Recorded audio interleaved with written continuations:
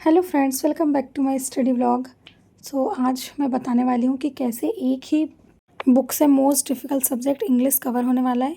इसमें grammar plus vocab पूरी cover हो जाएगी। तो चलिए देखते हैं। जैसे ये नीतू मैम की वॉल्यूम 1 है। इसमें सबसे पहले पूरी इंडेक्स दी हुई है, ग्रामर के एक एक टॉपिक को बहुत अच्छे से कवर किया हुआ है, प्लस लास्ट में वोकैब भी दी हुई है। सबसे पहले आपको ग्रामर के सारे टॉपिक को पढ़ लेना है एक बार अच्छे से। उसके बाद सेकंड टाइम में उसे रिवाइज़ करके उसमें एक एक टॉपिक के पीछे उसके टॉपिक वाइज क्वेश्चंस दिए हुए हैं।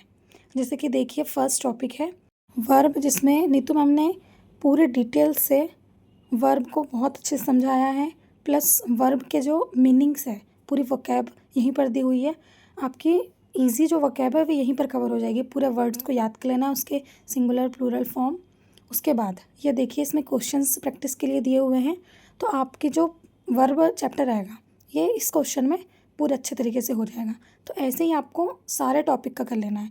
जैसे सेकंड टॉपिक है टेंस, इसमें भी आपको क्लासेस लेना है, उसकी पूरी एक बार रिवाइज़ कर लेना है, फिर उसके क्वेश्चन प्रैक्टिस करना है जैसे कि इसमें दिया हुआ है क्वेश्चन। उसके बाद फिर लास्ट में मैम ने आंसर को एक्सप्लेनेशन के साथ बताया हुआ है, ताकि आपका जो भी डाउट हो वो क्लियर हो जाए। यदि ऐसे ही आपने इस बुक को अच्छे से पूरा कवर कर लिया तो आपका ग्रामर पोर्शन बहुत ही अच्छे से तैयार हो जाएगा और आपके एक भी क्वेश्चंस गलत नहीं होंगे। इसमें प्रैक्टिस भी मल्टीपल टाइम कर लीजिए, तो आपकी प्रैक्टिस भी अच्छी हो जाएगी, प्लस ग्रामर भी। अब बात करते हैं वोकैब की। इसमें देखिए, फर्स्ट कन्फ्यूज वर्ड दिए हुए हैं, इसमें उसकी मीनिंग प्लस हिंदी इंग्लिश दोनों मीनिंग दी हुई है। इसमें भी बहुत सारे वोकैब आपकी कवर हो जाएगी। फिर नेक्स्ट टॉपिक है वोकैबलरी का। इसमें A to Z वोकैब दी हुई है, जो आप देख सकते हैं कि previous year question paper easily हो जाएगा। अगर आप ये पढ़ के अगर क्वेश्चन लगाएंगे तो आपको समझ आएगा कि ये कितनी इंपॉर्टेंट है। ये करने के बाद आपको उसकी क्वेश्चन प्रैक्टिस करना है। फिर मैम ने सिनोनिम्स एंटोनिम्स की अलग से वो बना रखा है सब चैप्टर। आपको सिनोनिम्स एंटोनिम्स अच्छे से याद कर लेना है। इसमें जो चारों ऑप्शन है उसके भी मैम ने मीनिंग बताई हुई है। वो करने के बाद नेक्स्ट डिफ़िकल्ट वर्ड दिए हुए हैं, इसमें भी A to Z vocab cover की हुई है। तो आप इससे भी प्रैक्टिस कर सकते हैं। ज़्यादा से ज़्यादा आपकी प्रैक्टिस होती रहेगी, जितने वर्ड्स आप लर्न करेंगे उतना ही आपके लिए अच्छा होगा। इसके बाद ये एंटोनिम का टॉपिक है, जिसमें मैम ने पूरे एंटोनिम्स दिए हुए हैं, जो प्रीवियस ईयर क्वेश्चन पेपर है उसके साथ में प्रैक्टिस भी कर लीजिए। फिर वही एंटोनिम के लिए डिफ़िकल्ट वर्ड दिए हुए हैं, तो इनकी भी मीनिंग आप याद कर लीजिए, हिंदी इंग्लिश दोनों में।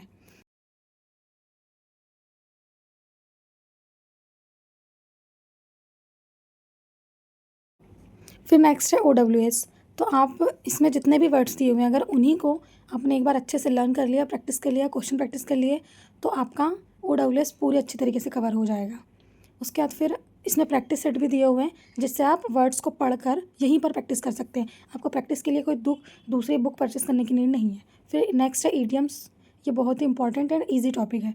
अगर इसमें आपने एक बार अच्छे से पढ़ लिया, फिर रिवाइज़ कर लिया, तो आपका ज़्यादा से ज़्यादा ईडियम्स यहीं पर कवर हो जाता है। मैम ने 2 चैप्टर ईडियम्स के बनाए हुए हैं। दोनों में ही जो मोस्ट इम्पॉर्टेंट है, जो प्रीवियस ईयर है, आप देख सकते हैं कि ये बहुत ही अच्छे से कवर की हुई है। दोनों में A to Z वोकैब है, बहुत सारी कवर हो जाएगी। ये करने के बाद लास्ट में प्रैक्टिस सेट भी दिया हुआ है, तो आप यहीं से प्रैक्टिस कर सकते हैं। एक ही बुक में आपकी ग्रामर वोकैब प्लस प्रैक्टिस होने वाली है, क्वेश्चन की भी और इसकी भी। फिर नेक्स्ट है स्पेलिंग्स का। इसमें स्पेलिंग्स के भी 4 से 5 क्वेश्चन पूछे जाते हैं।